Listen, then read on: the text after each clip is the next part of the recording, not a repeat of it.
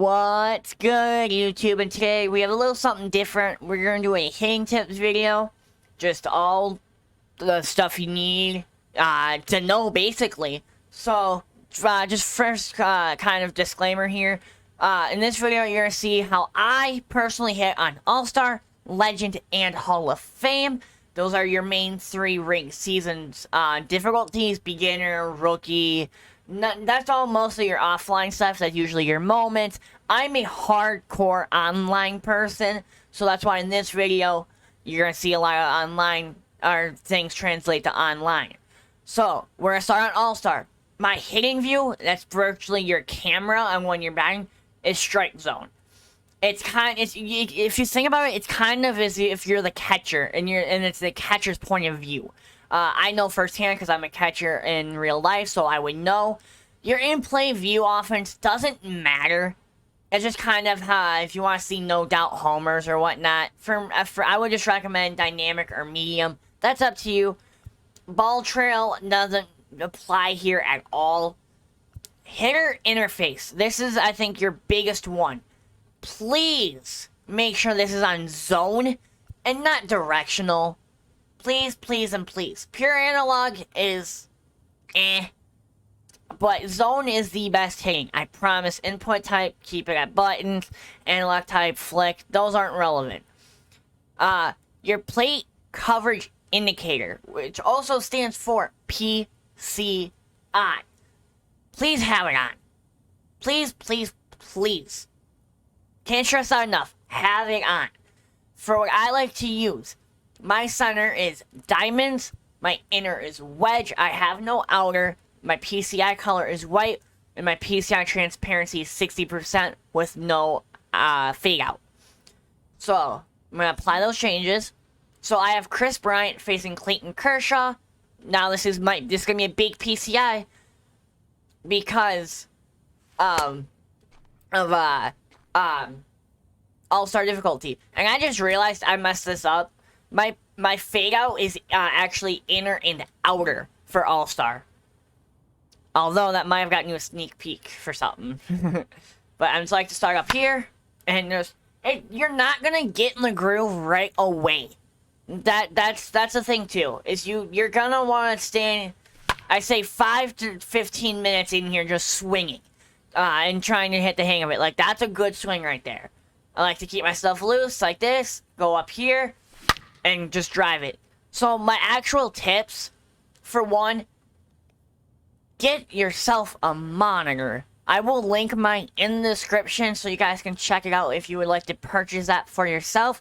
Also, please use control freaks. Those are these purple things on my joysticks. I will also link those. These black things on the outer, I don't know if you guys can really see it, but these are the performance grips. They're just grips. That's all they're meant for. So if my hands are sweaty, they're not going to slide off your controller and make you lose the controller. Especially if you're playing and you're eating food, I would recommend the grips, but they're not necessary. You definitely want to get control freaks and a monitor. You can get a very good monitor for very, very cheap. Alright. So now with that basics out of the way, we're just going to take a couple swings so you guys can kind of see what I'm kind of doing with my approach. Also, now that I'm noticing that, sometimes that'll be a home run, but that's not what you want. You really just want to find a point in the zone where you can adjust and get to everything. So like right now, I'm under everything, but I'm there with my PCI. So right now, I'm just going to focus on placement. See, that was good placement. In terms of a good swing, I was under that. Which leads me into my next tip. If you're under the ball, just drop your PCI a little bit lower. Okay, well now we're on top of it, which means we're too low on the PCI starting point. So like my starting point is probably a little high and in. Okay, we're under that too. So find a point where like if you throw the curveball, if I can get here, I want to be able to get down there with a curveball and basically meet it. You want your PCI to basically meet the ball. So like I like to do is I like to track the ball in my eyes. Wash it out of the hand, watch it where it goes, get your PCI there, and just and swing. Now for swinging, I always use X. I've had a couple people, quote unquote, accuse. I don't know why I chose accuse. I just fit that I use contact swing. I don't. Never have. Never will. I know a lot of people will use contact swing on 2-strike counts. I still don't. I will forever be a normal swing. For those that don't know what normal swing is, that is your X button on PlayStation, and I believe it is your A button on Xbox. I could be mistaken on that. But, see, that's a good swing. It's your bottom button here. For me, it's X. Now, your contact swing is your circle. So, whatever button's right here for Xbox. I don't have an Xbox anymore, and I forget. See, that's a perfect you want. Perfect is what you want. That's what we strive for around here. So, I'll get a couple more swings so you guys can kind of see what my approach is. Okay, so now that we got that, we're going to go to gameplay. We're going to go to Hall of Fame hitting difficulty. Everything else is staying the same except for my PCI fade out, which will be none. So same pitcher, same batter. Only thing that changes is my approach. So I'm going to let this one go. That's called patience, by the way. You have 2 strikes. Use them to your advantage. You don't always have to swing at the first pitch you see. So I'm going to start inside and go from there. So it's kind of same up here, but inside, I'm going all the way inside. So I'm going to start way over here. Bang. So I saw that a little bit late. I saw it all the way through, but reacted way too late to it. Same there. I saw it all the way, was too late on it. So you really want to focus on tracking that ball with your eyes. Bang. See, now I was way early, but my PCI was there, and that was a great PCI placement. Just gotta start with your spot. Follow with your eyes. Now, that was horrible, because I had dropped my eyes down. Just, even then, if you're sitting in constant practice, you don't always have to swing. So if I'm here, and I can just work it with my eyes tracking the ball. So I'm just gonna come here, stay loose, get set, and we're just gonna track the ball with my eyes. Sometimes you just want to do that. And sometimes you just want to put it all together. It's like, bang, bang. That was a horrible example. But you guys get the gist of it. I'm just gonna come here, get set, swing.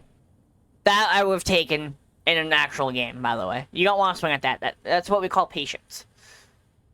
Or plate discipline. Sometimes people call it patience. Some will say plate discipline. Most people call it patience. Same thing. So we're just going to come here. Bang. Okay? Now, that's a horrible example, but like I said, once you swing more and more, you'll get better with it. Now, Legend. The hardest difficulty in the game. It is even harder from last year's game, according to some of the top 50 guys I know. Now, this one, I will admit, I haven't really messed around a whole lot with.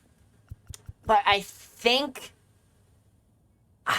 if I'm playing a Legend game, my inner is gonna be none. My outer is gonna be reverb. I think. Yeah. And I believe we're gonna take the exact same approach. We're gonna start inside, and we're just gonna drive it. But now, if you're gonna do reverb, you have to be careful because of it getting in your way right in the middle of the zone. You kind of see? So you want to start inside. Bang. That's kind of the gist of it. Gonna get loose. Go bang. Bang. Obviously, I would take that pitch. But I would only practice on the difficulty you are in ranked season. So if you're on All-Star and you want to practice on Legend, that's probably not the way to go, only because it'll mess up your timing. So, like, right now, I'm on Hall of Fame. I probably wouldn't really want to be practicing on Legend. But this is kind of the gist of it, you know? So we're just going to keep her swinging. We just got to wait, come set. Bang. Alright, so I surprisingly took that pitch. So ultimately, your big tips I can give you, play on a monitor, use control freaks. Those are kind of your setup that you need.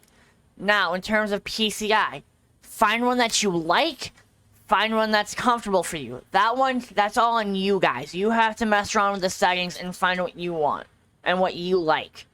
And that works for you. Now, your starting point. My starting point for Legend is probably going to be way inside, just like Hall of Fame. Your starting point needs to be a spot where you can get to every pitch and make good swings. So, let's say I know for a fact that I'm going to switch this to All-Star just to make this a lot easier to explain for you. So I'm just going to do that and do that.